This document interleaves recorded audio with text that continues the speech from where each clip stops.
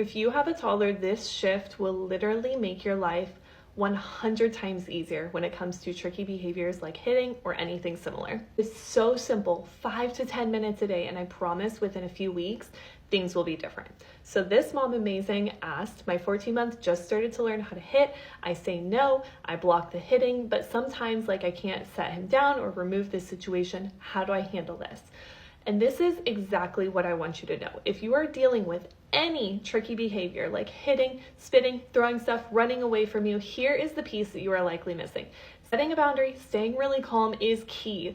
Validating feelings is really important, but that's not enough to get your toddler to stop hitting. You are missing this huge, crucial piece called prep. That's what I call it, and it's this idea that you need to teach your toddler, whether they're 1, like this little toddler, or 5, or anywhere in between, you need to teach them the skills or the behaviors in calm moments, so that when it comes to that moment that they're frustrated, upset, excited, etc., they have those skills and that knowledge to fall back on. So let me explain.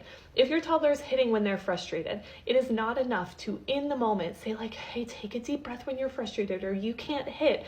When they're calm, you need to be teaching them emotional regulation skills. You need to be spending 5 to 10 minutes a day playing games, doing candle breaths, doing dragon breaths, shaking your arms out, teaching them, hey, if you're frustrated, hit a pillow. Let's play a game called Hit the Pillow.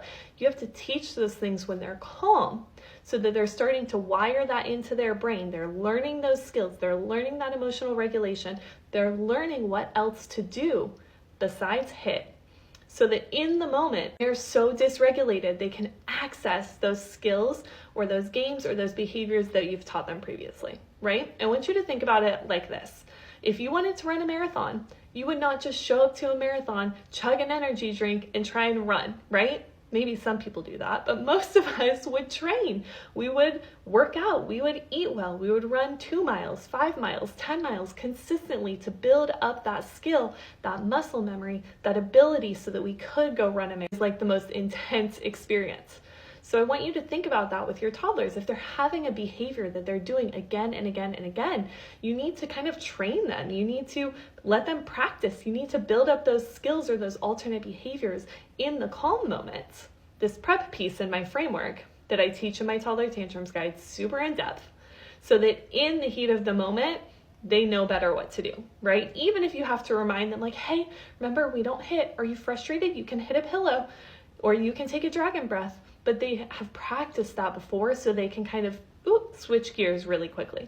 Eventually, the more you practice this, the more you spend 5 minutes a day or 10 minutes a day doing this sort of prep work, the more that they will build that skill and that ability to stop themselves and regulate their emotions, or do a better behavior, or make a different choice, or have that impulse control on their own. You spend that time every day focusing on the prep piece and teaching them the skills that they need, instead of trying to stop the behaviors in the moment, your life will be so much easier as a toddler parent.